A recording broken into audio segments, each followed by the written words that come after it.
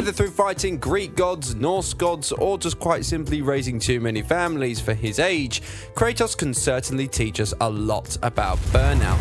From emotional suppression, over-responsibility, and stagnation to the importance of reflection, support, and growth. We'll explore how his journey reflects our own and what leaders can learn to create healthier, more sustainable workplaces. So, you ever had a manager who never talks about how they feel? Who walks into work like a boulder of silence and rage? No. Yeah, I'm afraid most of us have a boss like this, but hey, let's dig a little bit deeper and see what we can unplug.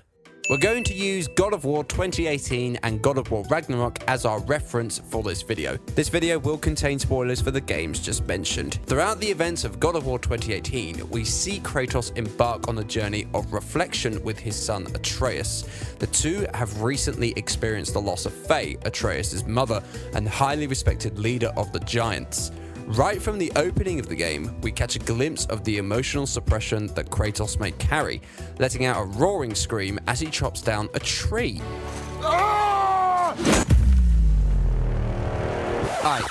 Come on, Kratos, man. You gotta ease people in, you know? Whether it's through cutscenes or we're just told by the game to activate his Spartan Rage ability, we witness Kratos' brutality and his strike first, ask questions later approach.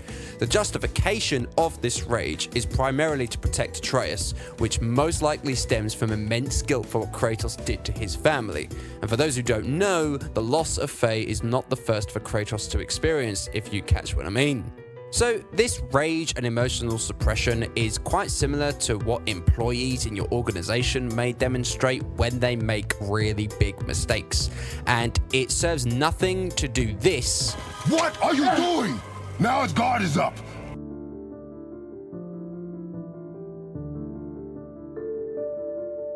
To try and teach them a lesson. Kratos may be demonstrating this rage towards Atreus because he's quite simply really scared about his son walking a similar path to him. We see glimpses of what sort of a man Atreus would become should he walk this path, particularly evidenced through his encounter with Magni and Modi and the successive events thereafter. It's quite interesting to see how much Atreus starts to take after his father, and in doing so, it's very interesting to see how the burnout starts to take effect on Atreus as well. So what exactly does this have to do with workplace or HR strategy? Much like Atreus and Kratos experiencing the loss of Faye, in 2025, organizations face similar losses in the form of senior leaders.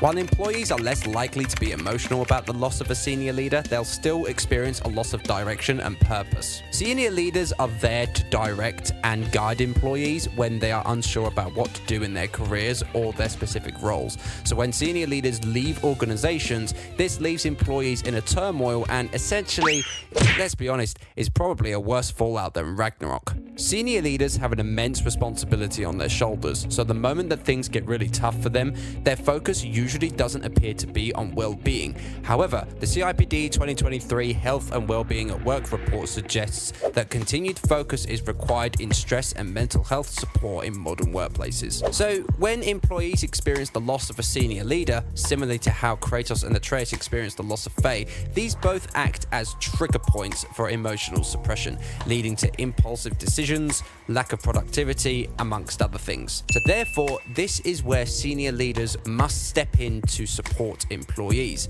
and the CIPD is recognizing this as a critical point of focus to ensure that employees don't fall off the track. It is therefore essential that both senior and junior employees alike have some sort of a self-care routine, because unfortunately, unlike Kratos and Atreus, we are not gods, we are human, and at some stage in our careers, we will experience emotional suppression. Reflecting on the reasonings as to why you might be feeling a certain way or exploring them with a loved one can be a great way to mitigate the risk of emotional suppression, but do remember that chopping down trees is probably not a sensible solution. Anything to add, Kratos? No.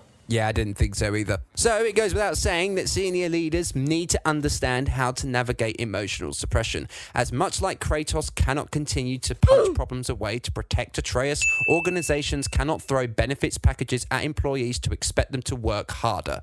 So moving on to over-responsibility. Across their journey to Jotunheim and into the chaos of Ragnarok, Kratos often forces a one-size-fits-all strategy, rooted in control and fear rather than trust. Naturally, Kratos continuously reinforces this approach by reminding Atreus that he is not ready, and I mean repeatedly reminding him, You are not ready. You are and you are ready.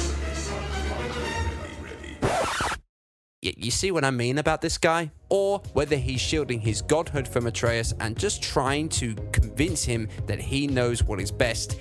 It's no secret that Kratos has a huge burden on his shoulders, similar to senior leaders. This burden of over-responsibility can lead Kratos to appear as controlling and manipulative.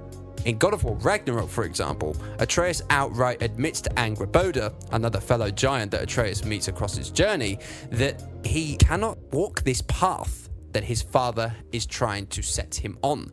He even says this. I learned from my father to close your heart to it, but I can't. Not for this.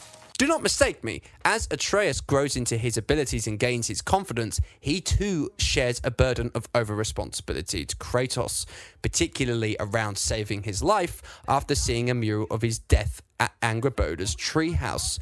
Shockingly, Kratos also sees the same mural at the end of God of War 2018. So, again, you may ask, what is the HR link? Well, let's find out.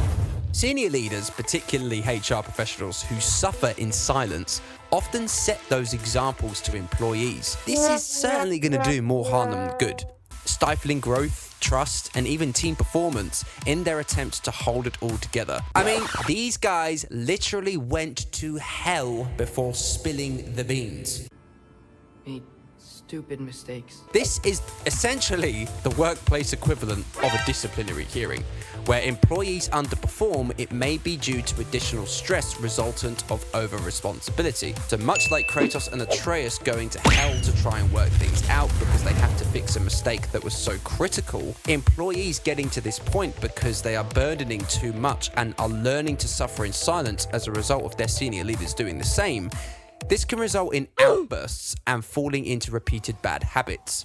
As Kratos confides in Atreus after their encounter with Garm in Helheim, he admits falling back into his old ways. Granted, senior leaders have an immense workload on their shoulders, keeping up to date with employment legislation and the burdens of rising operational costs and liabilities. If this behemoth can listen, why are senior leaders still on mute? Particularly throughout God of War Ragnarok, Kratos shows us that he is willing to accept new ideas and strategies, and this is exactly what senior leaders should be doing.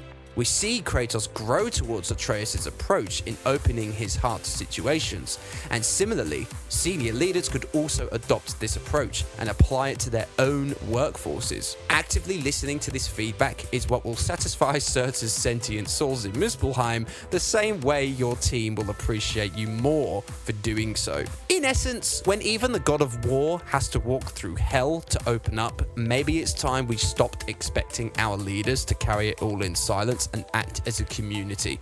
This will certainly contribute to a healthier and more sustainable workplace. And finally, stagnation and impulse. Particularly seen in God of War Ragnarok, Kratos demonstrates a willingness to resist his default approach. Is Heimdall our focus or not? We will rewrite our fate another way.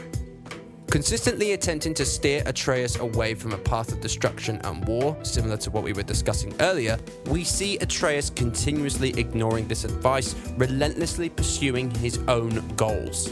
This leads to a path where Kratos and Atreus cannot effectively grow together as father and son, and forms part of the reason why Atreus abandons his home in search of Asgard. Oof.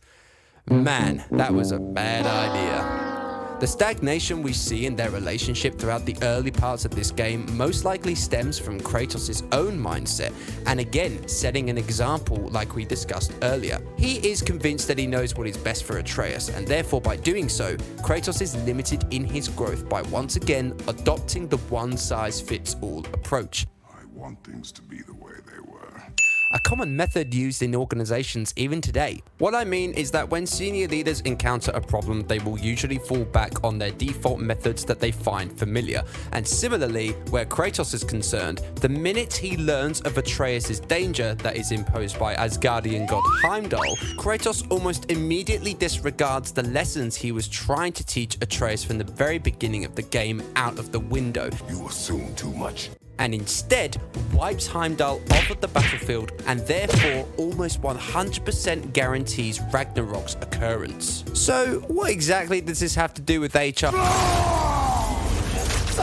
Okay, I'll get to the point, guys. Jeez. What Kratos is displaying here is stagnation. He wants to change, he wants to grow, but unfortunately, things are happening in his life that are defaulting him to known methods and strategies. This results in a lack of progress, and where an employee is concerned, may disengage them entirely, leading to less productivity. In fact, WorkBuzz conducted a survey of 400 HR professionals for financial year-end 2024, and they found only 36% of respondents reported improvements in employee engagement, suggesting a looming presence of disengagement, stagnation, and burnout. Atreus running away from his home is a great example of what employees do when they don't feel heard. They leave organizations, and hence organizations are put at a detriment because they have to replace that employee, train them up, and therefore they've lost so much productivity on that person as a result of the time it's taken them to replace the employee. You serious? So what can Kratos teach us about burnout, really? He teaches us that strength without vulnerability leads to isolation,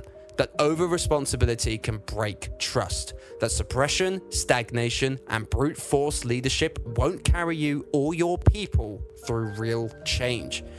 But he also shows us that growth is possible, that leaders can change, and that sometimes is the most powerful thing to do, is open up. In a world where burnout, disconnection, and silence are spreading across workplaces faster than Heimdall saw it coming, maybe it's time for leaders to stop being gods and start being human. If you found value in this breakdown, hit like, subscribe, and click the bell icon to be notified of my next video. Share this with someone navigating leadership burnout. Why not? We'll be diving into more games, more workplace wisdom, and more stories that hit like Kratos. Or maybe we'll just tone it down for the next video. Thank you very much for watching. I'll see you in the next one.